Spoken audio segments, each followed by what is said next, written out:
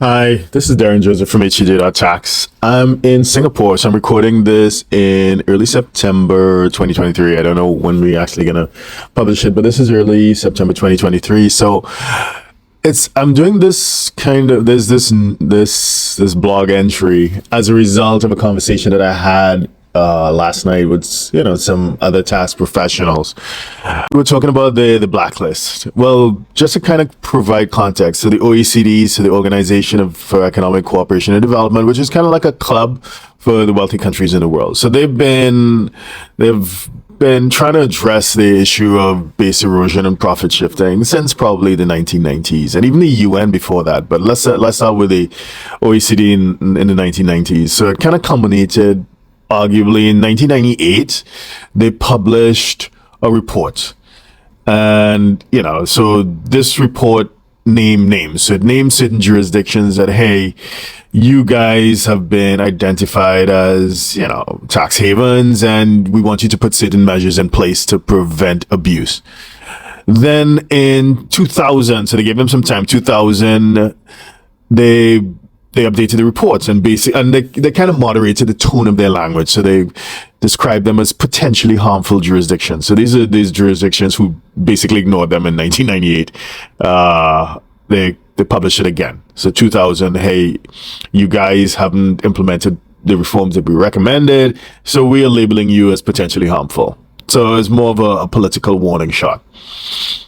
Then, a lot of things happened in between. The US, from I think 2008, 2009, they started their series of actions against Switzerland, and they brought Switzerland to its knees from a banking perspective. I mean, the US managed to accomplish in just a few years what world wars and have been unable to do. So they broke Swiss bank secrecy rules, and Switzerland has been obviously, at the forefront of this discussion of the narrative. So that was a huge wake up call to the offshore industry. Then in 2015, I mean, there've been a number of papers, Paradise Papers, Pandora Papers, whatever. So, but Panama Papers in 2015, it named a number of European companies and wealthy individuals, politicians who, basically prominent tax residents of Europe. So the European Commission now, on the back of everything that's been happening before, they decided, hey, let's use our bully pulpit and let's do something real, right?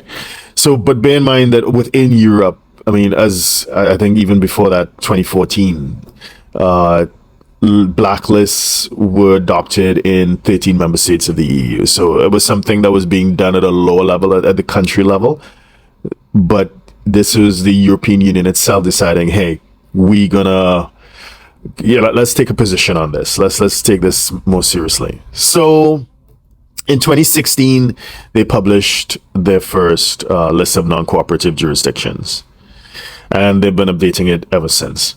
Now, the reason why I wanted to discuss this, a tax lawyer I was talking to yesterday was making the point, hey, it's just they're making the point that the list is almost useless and that there's no real implications, perhaps from a banking perspective, when bank transfers are coming in from a so-called tax haven or so-called non-cooperative jurisdiction. There's enhanced due diligence or maybe blocked or whatever. But no, I think it's more real than that, because there are 28 or so EU member countries, and they may, I guess it's up to them, but they may take this list and in turn pass its own rules.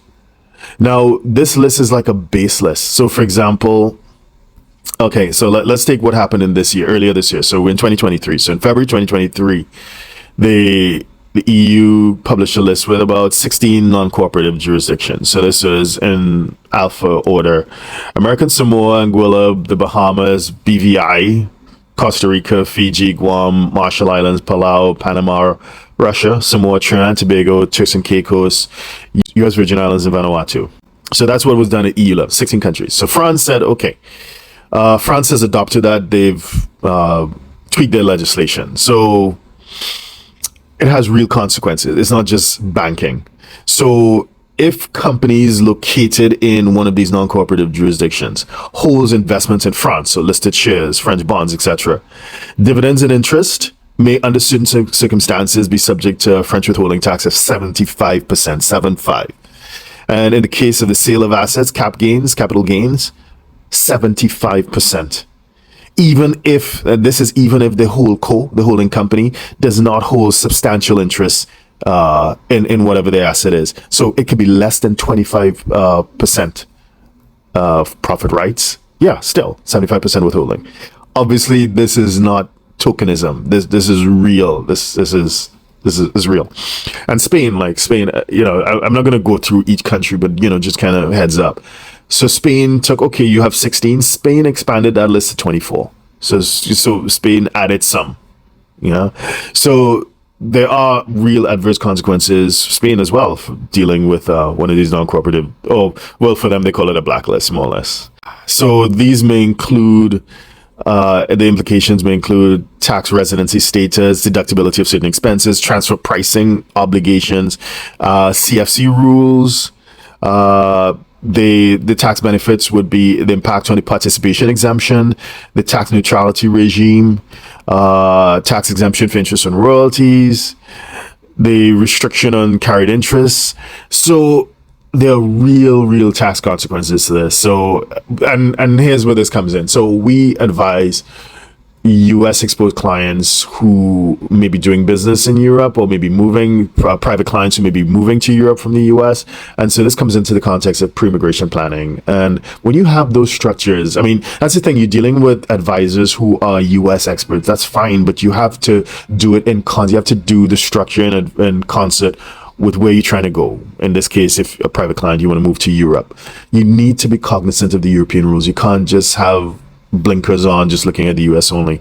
And because generally speaking, Europe is the higher tax of the two jurisdictions, chances are you'd be doing a lot of planning around Europe as opposed to, and in that case, the US becomes a slightly lesser consideration as you do your pre-immigration planning. My name is Darren Joseph from HTJ.tax. So if you're a 6, 7, or 8-figure investor, entrepreneur, or business owner who needs a tailor-made solution from a qualified team of professionals, we can help you achieve the international lifestyle, the freedom, and even the tax savings you're looking for.